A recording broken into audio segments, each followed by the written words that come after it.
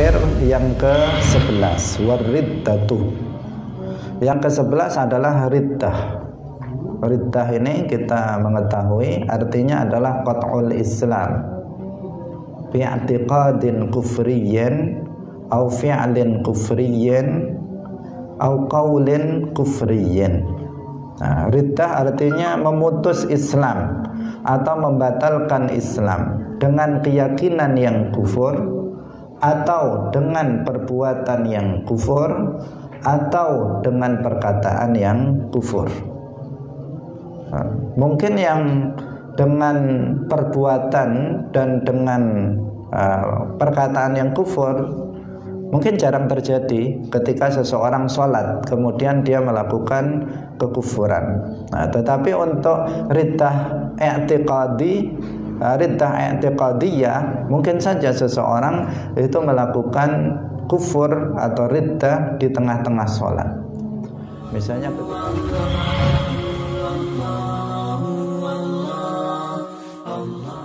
Assalamualaikum warahmatullahi wabarakatuh.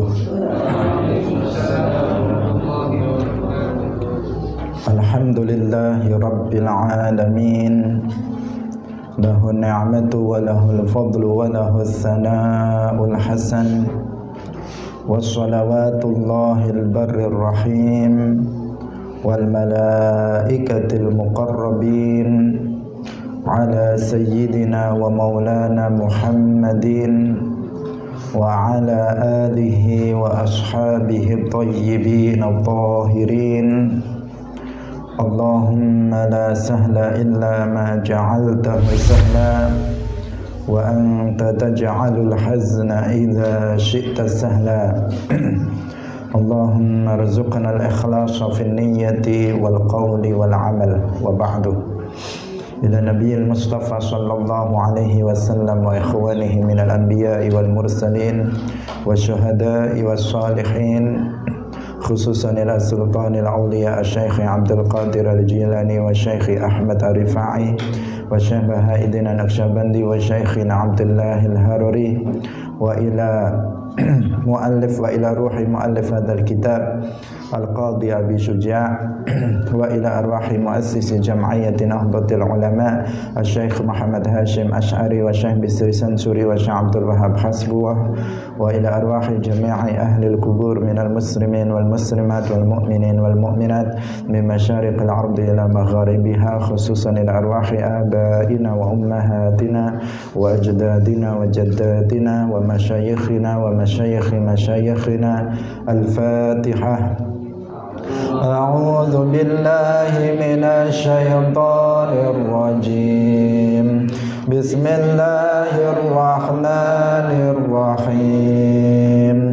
Alhamdulillahi rabbil alamin. Ar-Rahmanir Rahim. Maliki yaumiddin. Iyyaka na'budu wa iyyaka nasta'in. Ihdinas siratal mustaqim. Siratal ladzina an'amta 'alaihim ghairil maghdubi 'alaihim waladdallin. Amin. Kita baca. Qala al-muallif rahimahullahu ta'ala, faslun walladhi yubtilu salata ahada asyara syai'an al-kalamul amdu wal amalul kathiru wal hadatsu wa huduthun najasati wa inkishaful awrati wa taghyirun niyyati wa istidbarul qiblati wal aklu wasyurbu wal qahqahatu warriddatu. Hadirin hadirat kaum muslimin muslimat pemirsa Madu TV rahimakumullah.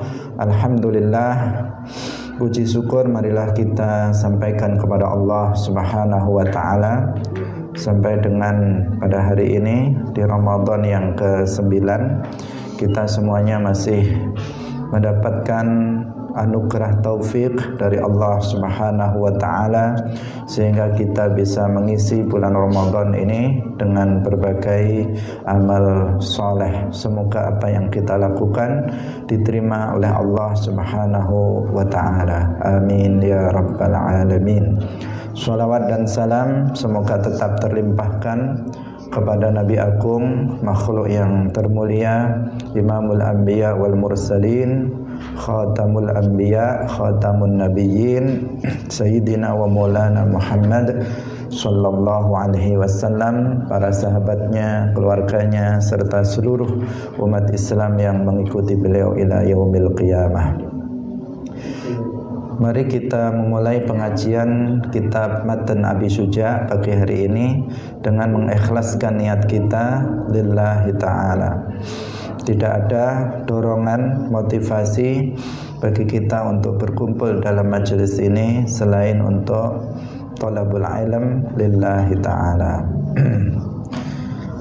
Kita masih berbicara tentang hal-hal yang membatalkan salat. Qala al-muallif rahimahullahu ta'ala wal qahqahatu war riddatu. Sebelumnya wal aqlu wasyurbu wal qahqahatu war riddatu. Di antara yang membatalkan sholat adalah makan dan minum, kemudian tertawa, terbahak-bahak, kemudian riddah. Muallif rahimahullah Al-Qadhi Abu Syuja menyebutkan bahwa hal-hal yang membatalkan sholat itu ada 11. Tetapi seperti yang sudah kita sampaikan, itu bukan dalam rangka membatasi hanya 11. Karena jika diuraikan maka lebih dari 11 hal-hal yang membatalkan sholat. Tetapi beliau menyebutkan dalam bentuk atau beliau menyebutkannya secara global saja, sehingga beliau mengatakan bahwa hal-hal yang membatalkan sholat itu ada 11. Kemarin kita sebutkan bahwa yang membatalkan sholat 11 itu yang pertama adalah berkata dengan sengaja, kemudian melakukan gerakan yang banyak, kemudian seseorang berhadas, yang ketiga, yang keempat terkena najis, kemudian yang kelima terbuka auratnya, yang keenam berubah atau merubah niat, yang ketujuh adalah membelakangi kiblat dengan pengertian melenceng dari arah kiblat. Kemudian yang ke-8 adalah al-aklu wasyurbu, makan dan minum.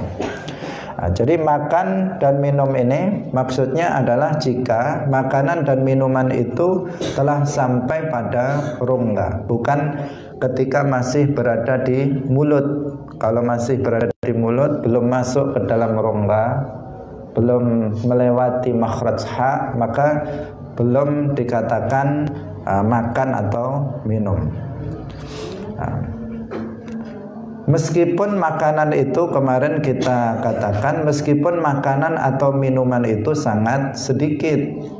Misalnya seseorang tadi sebelum sholat dia makan, dia tidak berkumur-kumur, tidak mensikat giginya, sehingga ketika dia sholat kemudian sisa makanan yang berada di sela-sela gigi itu keluar, kemudian dia memakannya. Sangat kecil sebenarnya, namanya selilit itu kan sangat kecil. Kemudian dia menelan sebiji nasi itu, maka itu hukumnya adalah, dan dia sengaja melakukannya, dia tidak sedang lupa bahwa dia sedang sholat, maka di sini batal sholatnya. Demikian juga kalau seseorang sebelum sholat itu dia minum teh misalnya, atau minum susu atau minum kopi. Kemudian setelah itu dia tidak mencuci mulutnya.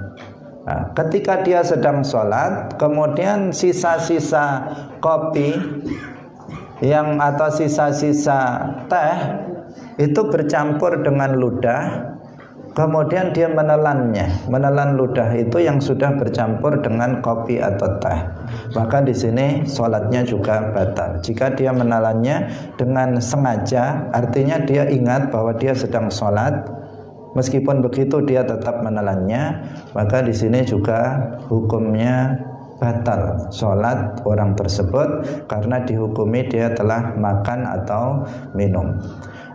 Kemudian juga yang dimaksud di sini meskipun bukan berupa makanan. Nah, jadi kalau kita namanya makan, minum itu kan pemahaman sekilasnya harus berupa makanan. Tetapi di sini tidak harus berupa makanan. Misalnya ada batu ditelan, batal. Atau misalnya giginya patah, habis dia baca Fatihah patah giginya, kemudian ditelan, itu juga batal.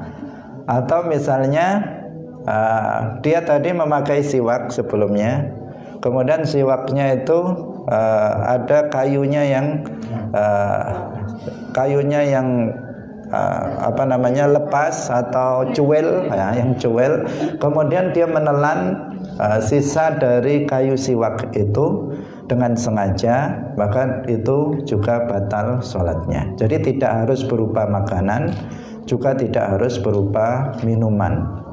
Kalau misalnya kemarin kita katakan darah, misalnya gusinya berdarah sehingga bercampur dengan ludah, kemudian dia sengaja menelannya, itu juga bisa membatalkan sholatnya. Nah, karena itulah maka seseorang harus betul-betul memastikan ketika dia memasuki sholat takbiratul ihram, maka dalam kondisi mulutnya aman. Nah, mulutnya aman itu maksudnya nggak ada sisa-sisa makanan, nggak ada sisa-sisa minuman yang bisa jadi nanti kemudian dia akan menelan sisa makanan atau sisa minuman tersebut, karena hal itu bisa membatalkan sholat. Hadirin hadirat rahimakumullah. Kemudian kita lanjutkan, ini sekilas tentang makan dan minum sudah kita sampaikan dalam pertemuan sebelumnya. Sedikit kita tambahkan tadi. Kemudian yang kesembilan adalah al-qahqahatu. Artinya tertawa terbahak-bahak. Tertawa terbahak-bahak di sini maksudnya yaitu tertawa yang sampai mengeluarkan huruf. Jadi ada keluar huruf. Kan keluar huruf itu ya. Jadi sampai mengeluarkan huruf. Kalau hanya sekedar tersenyum saja, dia senyum, misalnya nggak mengeluarkan huruf, maka itu tidak membatalkan sholat. Jadi sekedar tersenyum, misalnya ada pas dia sedang sholat, teringat sesuatu yang menyenangkan atau lucu, kemudian dia tersenyum, maka tidak batal sholatnya. Tetapi kalau kemudian dia sampai tertawa, tertawanya itu, karena dalam nuskhah yang lain itu diibarahkan dengan dhahik, artinya tertawa.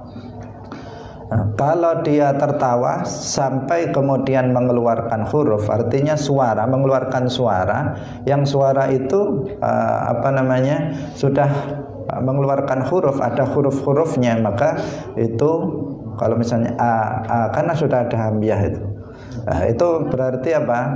Itu yang membatalkan sholat. Tetapi ini jika dia tidak maghlub, dia tidak maghlub. Maghlub itu apa? Maghlub itu orang yang nggak kuat menahan tawa. Terjadi sesuatu yang sangat lucu, dia nggak kuat lagi menahan tertawanya di saat dia sedang sholat, sehingga kemudian dia tertawa maghluban karena nggak tahan untuk nggak tertawa. Maka di sini apa? Di sini dia tidak batal sholatnya. Tapi kalau dia sebenarnya bisa menahan tawa, tetapi dia sengaja tertawa, maka inilah yang bisa membatalkan sholat. Jadi pertama, tersenyum, sekedar tersenyum tidak membatalkan sholat. Tertawa yang sampai mengeluarkan huruf, mengeluarkan suara dan huruf, maka di sini hukumnya dirinci. Jika dia tertawanya itu adalah ghalib, artinya dia sebenarnya mampu menguasai dirinya untuk enggak tertawa, tetapi dia sengaja tertawa, maka batal sholatnya. Tetapi jika dia itu enggak tahan untuk menahan tawa, saking lucunya misalnya, kemudian dia tertawa, maka di sini apa? Dia tidak batal suaranya, karena terkadang seseorang tidak mampu untuk menahan tawanya. Seperti dalam pembahasan yang lain, menertawakan orang yang mengeluarkan angin kentut, itu hukumnya kan nggak boleh, haram. Misalnya ada orang kentut kemudian ditertawakan, dia sengaja tertawa, itu hukumnya haram. Tapi kalau dia nggak tahan untuk nggak tertawa, betul-betul nggak tahan, dia nggak bisa menguasai dirinya untuk nggak tertawa, maka di sini dia tidak jatuh kepada keharaman. Nah, ini bisa terjadi. Mungkin ketika seseorang sedang sholat, sedang hening, semuanya hening, tiba-tiba ada suara tertentu, maka bisa jadi seseorang itu nggak kuat untuk menahan dirinya untuk tidak tertawa. Nah, di sini nanti hukumnya berarti dia maghlub. Kalau maghlub artinya tidak tahan, tidak mampu menguasai dirinya untuk tidak tertawa sehingga dia terlepas tertawa, maka tidak batal puasanya. Hadirin hadirat rahimakumullah, tapi tidak batalnya itu bagaimana? Selama tidak lebih dari 6 kalimat, seperti yang kita bahas dalam soal al-kalamul amdu, berbicara dengan sengaja kemarin, itu kan membatalkan sholat. Kalau dia tidak sengaja, dia lupa bahwa dirinya sedang sholat, kemudian dia berbicara, hukumnya apa? Hukumnya jika perkataannya itu tidak lebih dari 6 kalimat. Nah, seperti kemarin kita contohkan, ambil uang, pergi ke pasar, beli ini, lalu itu belum sampai 6 kalimat, maka puasanya tidak batal. Sholatnya tidak batal. Ini musim puasa jadinya sering ngomong puasa. Jadi sholatnya tidak batal. Tapi jika lebih dari itu, meskipun dia lupa, maka dia tetap batal. Demikian juga dalam masalah tertawa terbahak-bahak di sini, tertawa yang sampai mengeluarkan huruf di sini, selama itu tidak lebih dari 6 kalimat, ukurannya itu tidak sampai 6 kalimat tertawanya. Kalau dia maghlub, tidak sengaja, tidak mampu menahan tawa, maka kalau tidak maghlub, kalau maghlub, maka selama tidak lebih dari 6 kalimat itu tidak membatalkan sholat. Tetapi jika lebih dari 6 kalimat, meskipun dia maghlub, dia nggak mampu menahan tawa, tapi tertawanya lama sekali dia, maka di sini nanti sholatnya tetap batal meskipun maghlub, meskipun tidak tahan menahan tawa, itu tidak bisa meskipun begitu. Jadi itu rincian daripada tertawa, terbahak-bahak. Adapun sekedar tersenyum saja, maka itu tidak ada masalah, karena memang dia tidak tidak mengeluarkan suara sama sekali, tidak mengeluarkan huruf sama sekali. Hadirin hadirat kaum muslimin muslimat rahimakumullah. Kemudian yang terakhir, yang ke-11, wariddatu. Yang ke-11 adalah riddah. Riddah ini kita mengetahui artinya adalah qat'ul Islam bi'atiqadin kufriyyin au fi'lin kufriyyin au qaulin kufriyyin. Nah, riddah artinya memutus Islam atau membatalkan Islam dengan keyakinan yang kufur, atau dengan perbuatan yang kufur, atau dengan perkataan yang kufur.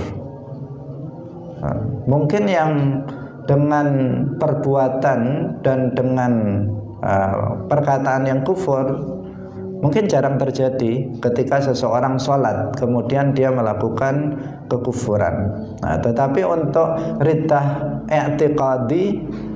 i'tiqadiyah mungkin saja seseorang itu melakukan kufur atau riddah di tengah-tengah sholat. Misalnya ketika dia Allahu Akbar, kemudian dalam hatinya meyakini Allah itu besar bentuknya, kepalanya besar, tangannya besar, kakinya besar. Ketika itu dia jatuh kepada riddah, maka keluar dari Islam, sholatnya nggak sah, sholatnya batal. Nah, misalnya ketika seseorang membaca Subhana Rabbiyal A'la wa bihamdih, kemudian dalam hatinya meyakini bahwa Allah Subhanahu wa Ta'ala itu bertempat di atas, di arah atas. Nah, maka di sini dia jatuh pada riddah, maka sholatnya itu menjadi batal. Hadirin hadirat kaum muslimin muslimat, pemirsa Madu TV rahimakumullah, riddah ini sangat berbahaya sekali. Setiap kita harus memahami tentang ahkamur riddah, hukum-hukum yang berkaitan dengan riddah. Harus paham apa saja keyakinan-keyakinan yang kufur, apa saja perbuatan-perbuatan yang kufur, dan apa saja perkataan-perkataan yang kufur yang bisa menyebabkan seseorang keluar dari Islam.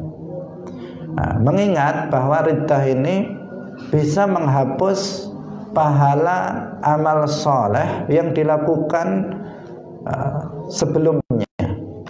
Dalam Al-Quran disebutkan wa may yakfur bil imani faqad habita amaluhu. Barang siapa yang kufur dengan keimanannya, maka terhapus amalnya, pahala amalnya.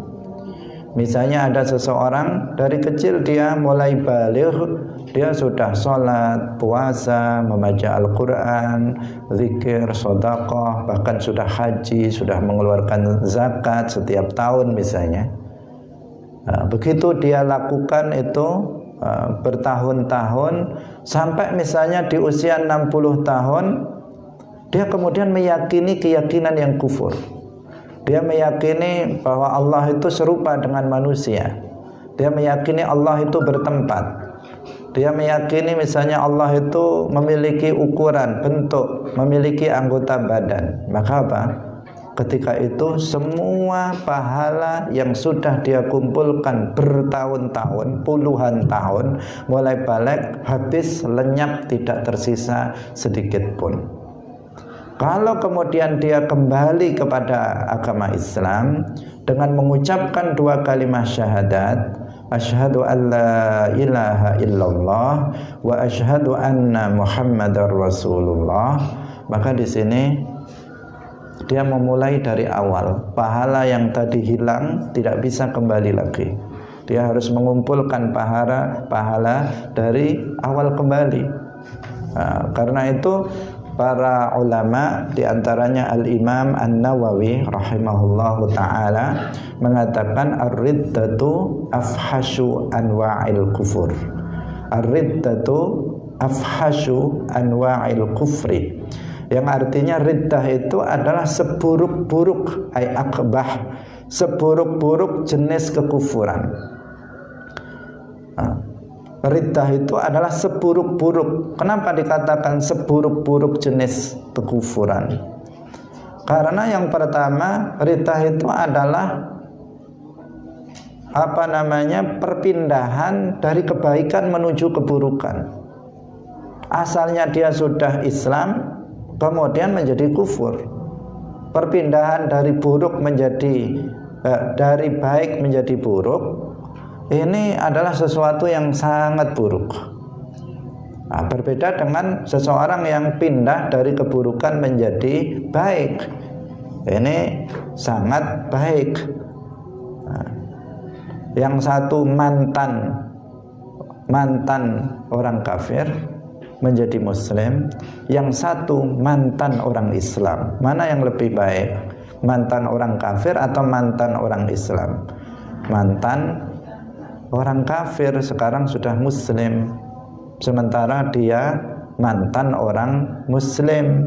Maka ini buruk, buruk sekali.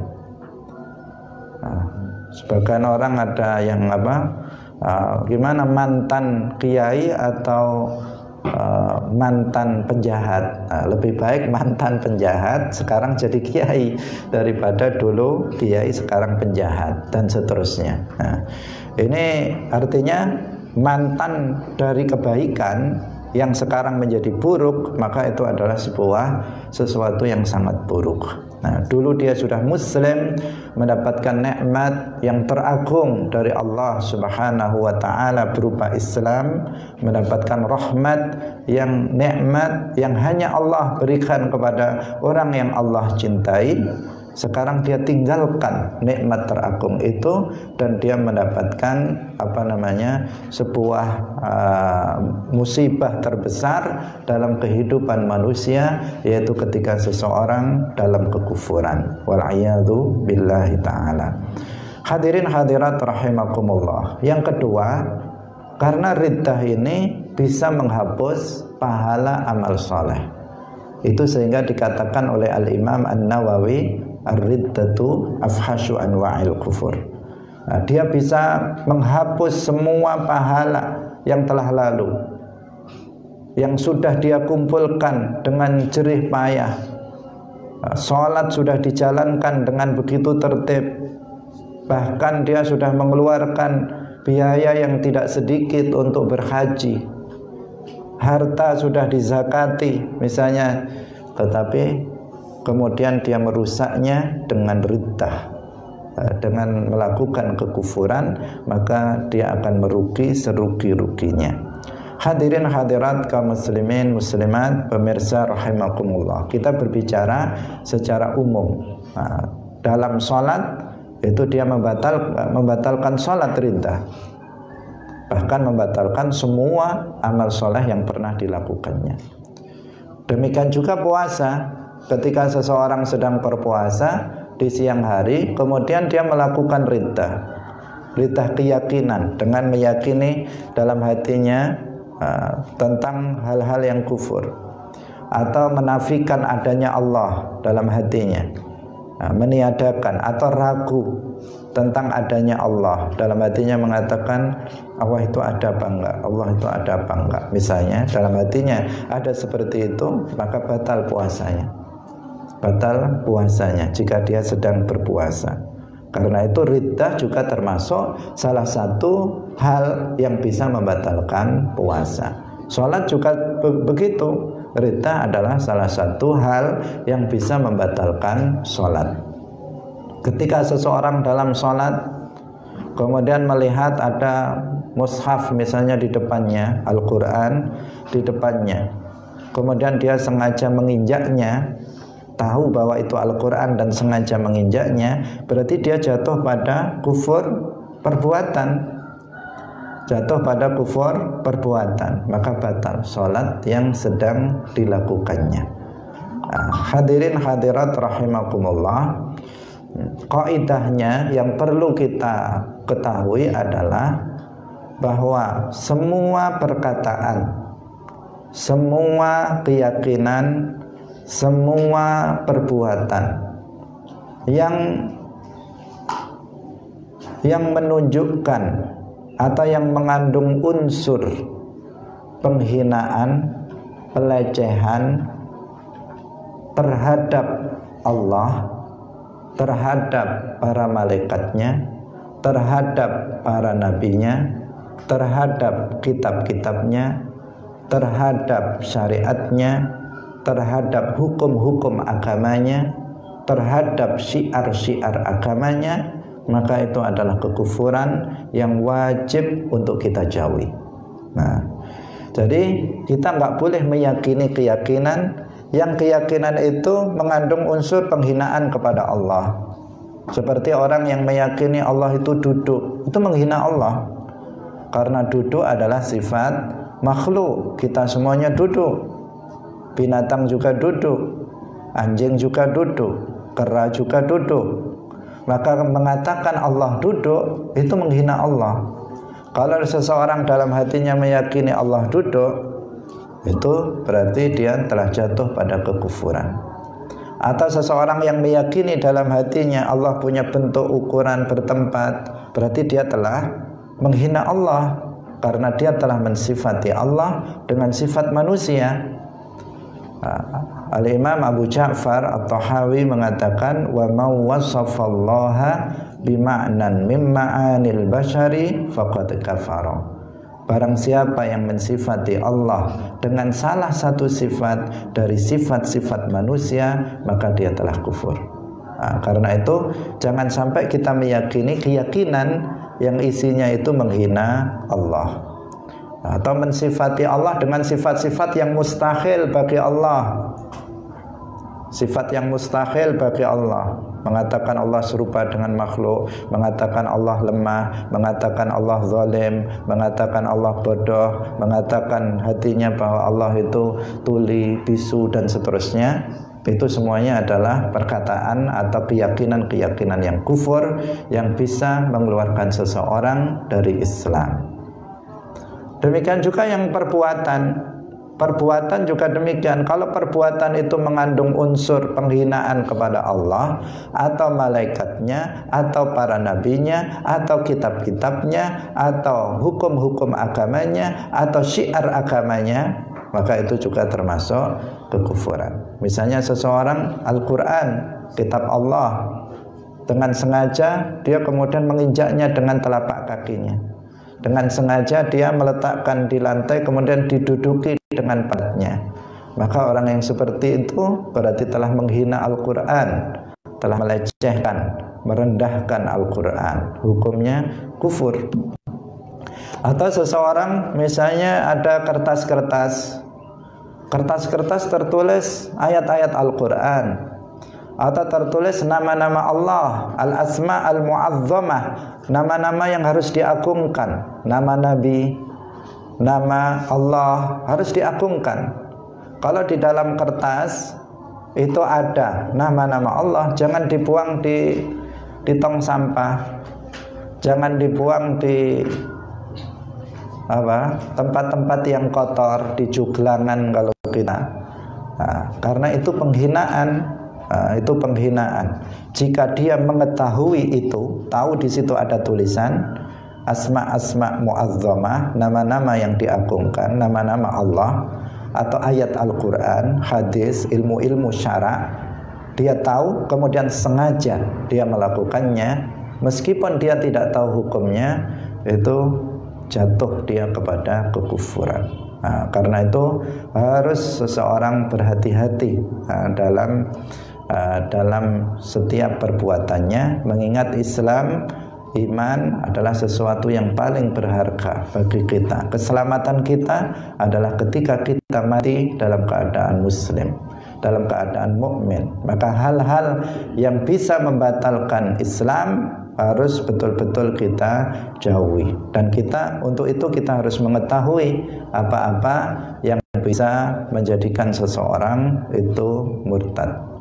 Demikian juga ucapan yang disebut dengan riddah qauliyah. Kalau seseorang itu mengucapkan kata-kata yang kufur, yaitu kata-kata yang mengandung unsur penghinaan, pelecehan kepada Allah, kepada Rasulnya, kepada malaikatnya, kepada kitab-kitabnya, kepada hukum agamanya, kepada syiar agamanya, maka itu adalah kufur.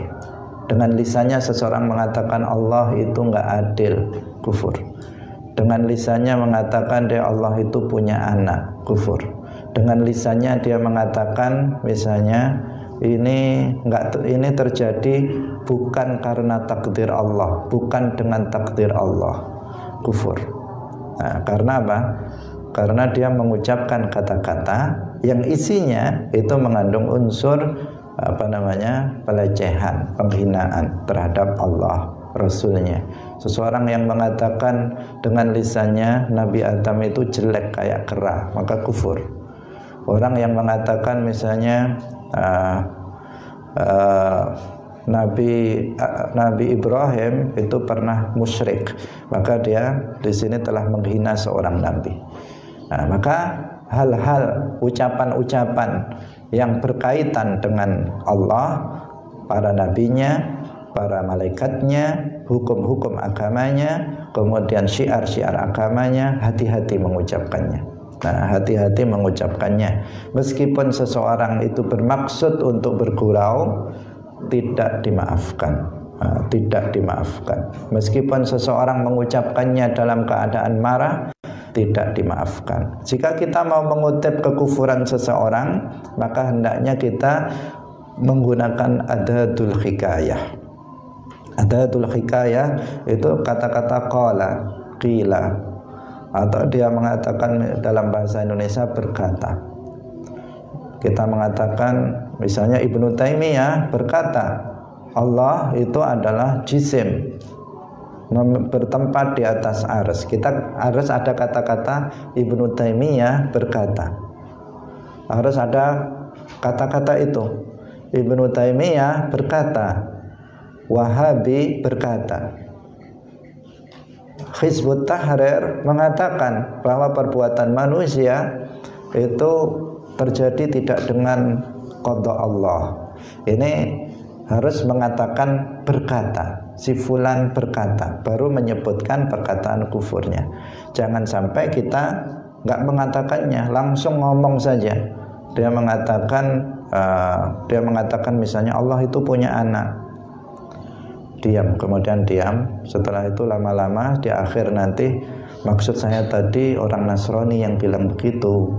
Itu nggak boleh seperti itu. Dia harus mengucapkan adatul hikayah sebelumnya atau setelahnya, tetapi sudah diniati sebelumnya.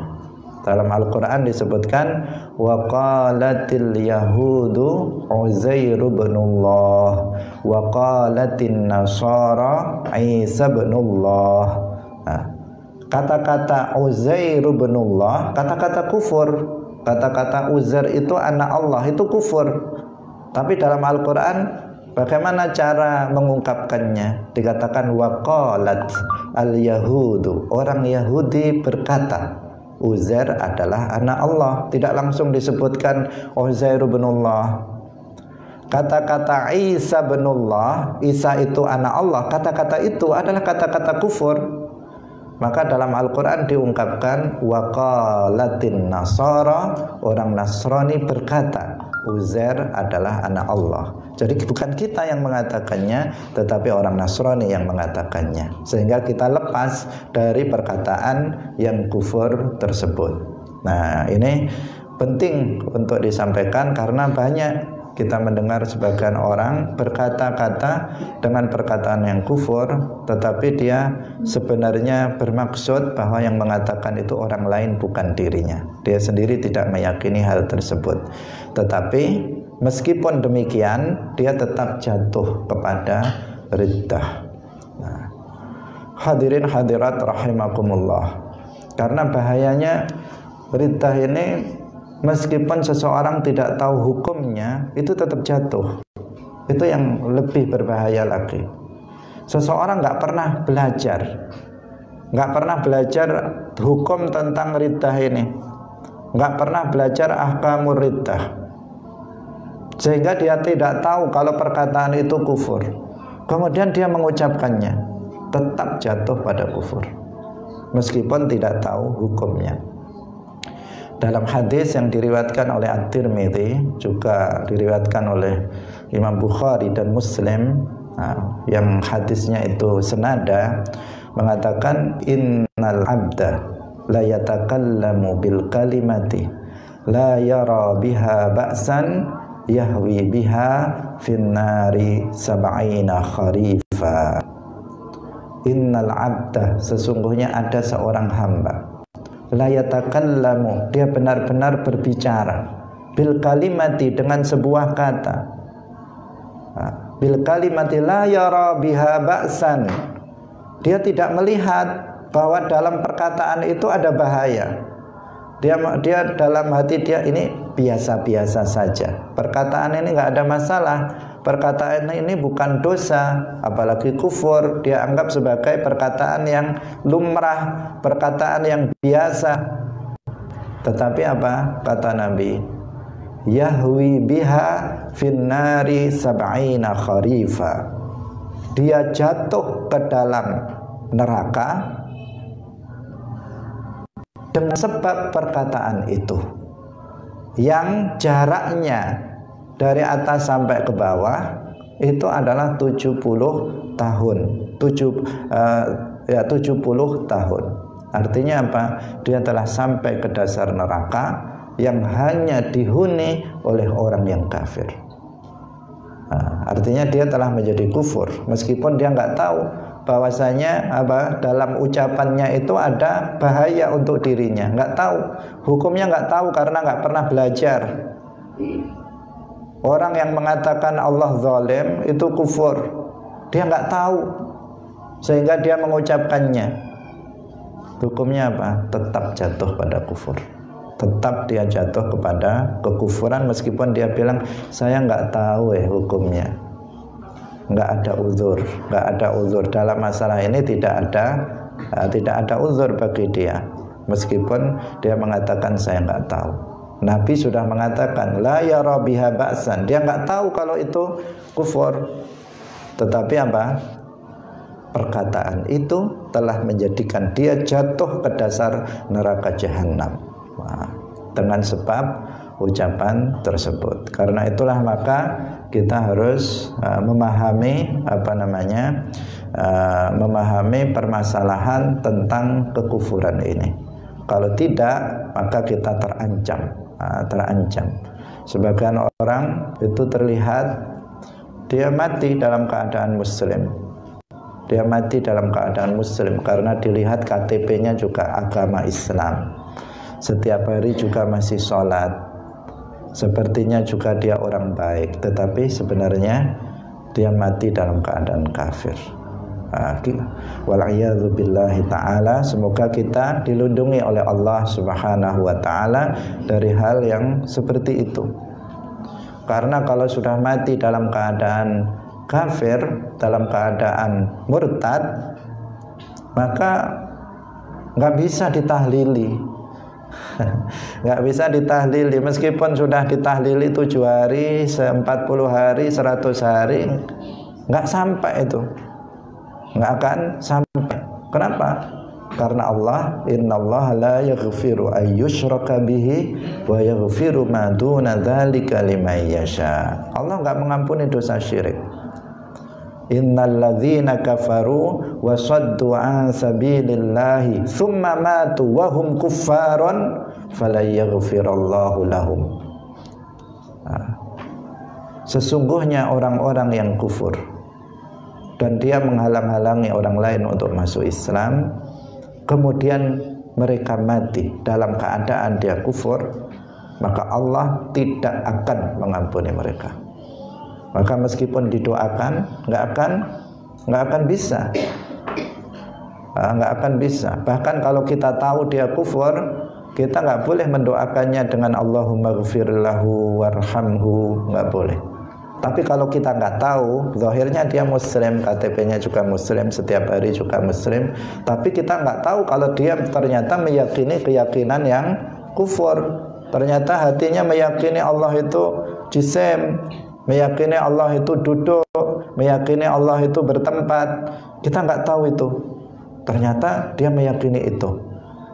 Maka kita menghukuminya secara zahir. Kita masih sholati, kita masih tahlili, kita masih bacakan Al-Quran untuk dia, kita doakan Allahumma ghfir lahu warhamhu wa'afihi wa'fu anhu. Tapi apa? Nggak akan sampai itu, nggak akan bermanfaat untuk dia, karena dia mati dalam keadaan kafir, tidak mati dalam keadaan muslim. Nah, tapi kalau seseorang mati dalam keadaan muslim, maka apa yang kita baca untuk dia, kita membaca Yasin untuk dia akan bermanfaat untuk dia. Kita baca tahlil untuk dia akan bermanfaat untuk dia. Kita bacakan Allahumma ghfir lahu warhamhu wa'afihi wa'fu anhu akan bermanfaat untuk dia jika dia muslim. Sebanyak apapun dosanya, meskipun dosanya sudah setinggi langit, ataupun dosanya sudah sebanyak buih di lautan, tetapi kalau dia mati dalam keadaan muslim, kita doakan Allahumma ghfir lahu, maka bisa saja Allah mengampuni dosa-dosanya.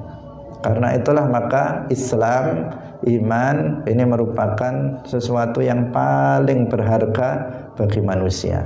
Jangan sampai ini hilang. Kita harus tahu hal-hal yang membatalkan membatalkan Islam, hal-hal yang membatalkan Islam itu kita harus tahu agar kita bisa terjaga dari hal-hal yang membatalkan Islam yang disebut dengan riddah, baik itu riddah i'tiqadiyah, riddah qauliyah, kemudian riddah fi'liyah. Semuanya itu harus dijauhi. Hadirin hadirat kaum muslimin muslimat rahimakumullah. Nah, permasalahan yang seperti ini banyak orang yang tidak mengetahuinya. Padahal permasalahan ini telah disebutkan dalam kitab-kitab para ulama.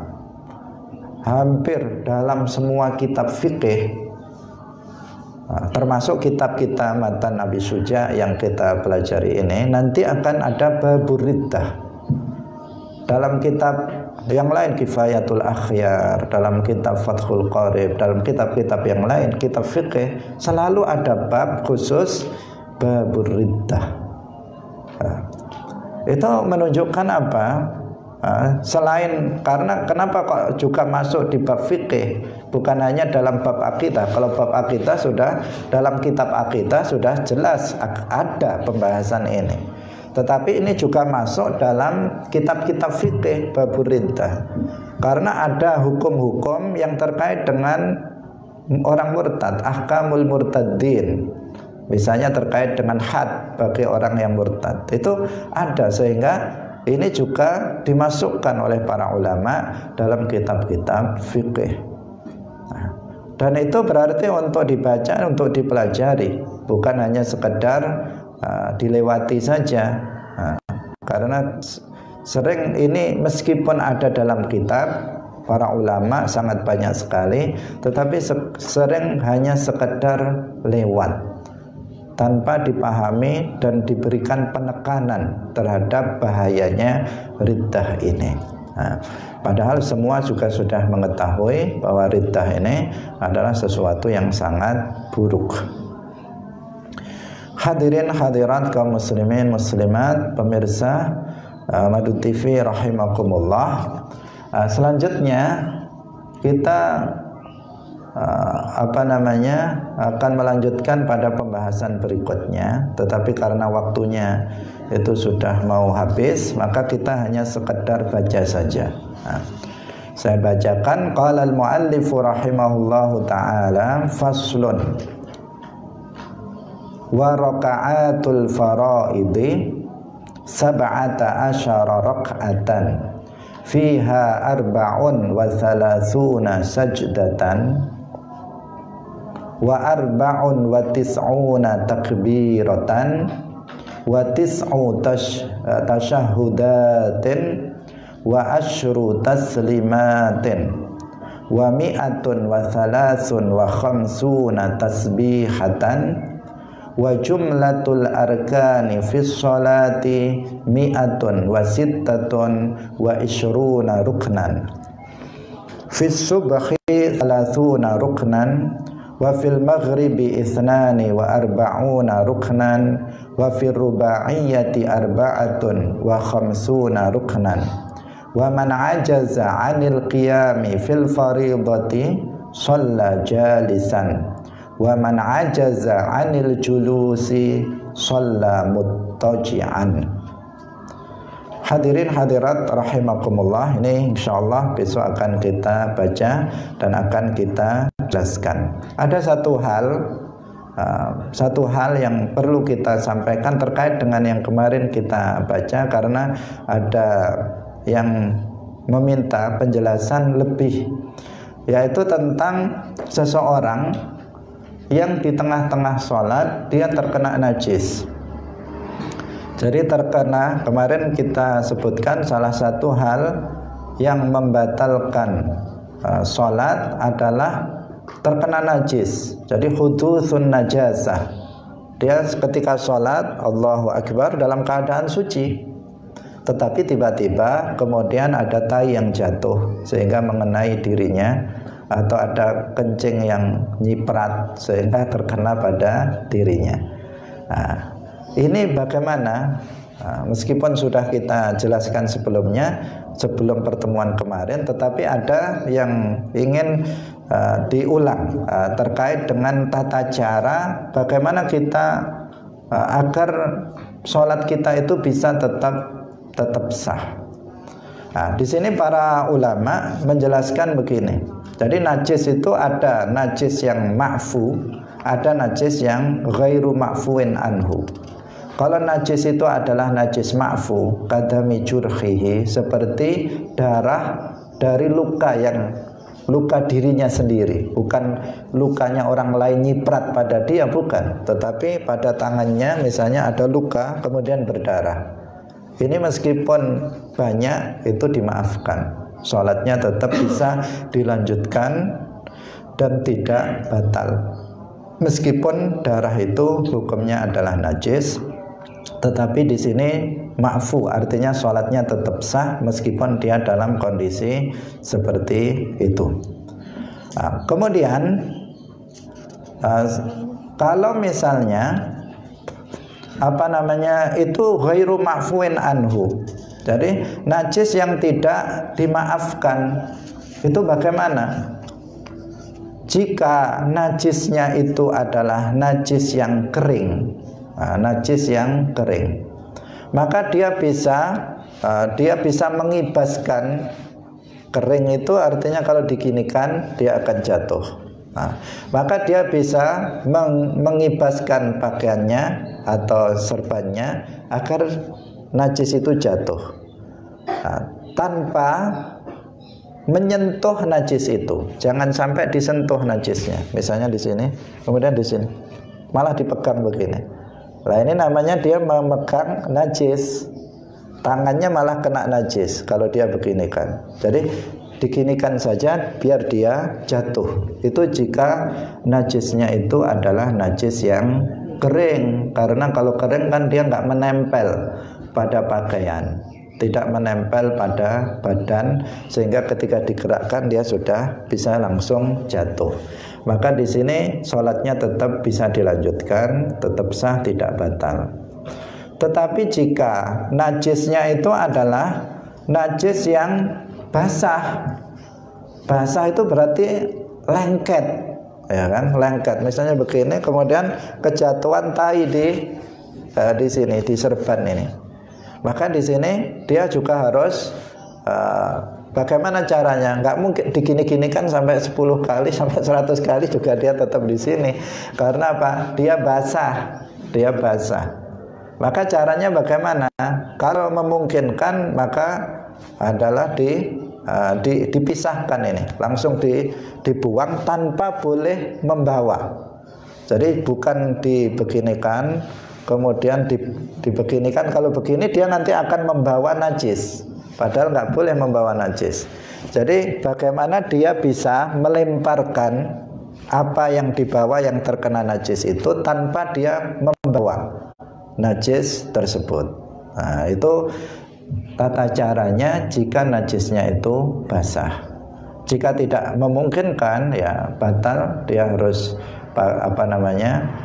ganti pakaian,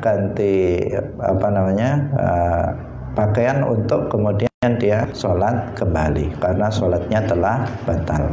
Ini tambahan penjelasan yang diminta terkait penjelasan kita kemarin yang belum kita jelaskan sampai di situ. Nah, hadirin hadirat rahimakumullah, demikian yang pelajaran kita pada pagi hari ini, semoga bisa bermanfaat bagi kita semuanya fid dunya wal akhirah, dan khususnya bab riddah itu menjadi pengetahuan bagi kita dan kita bisa terhindar darinya.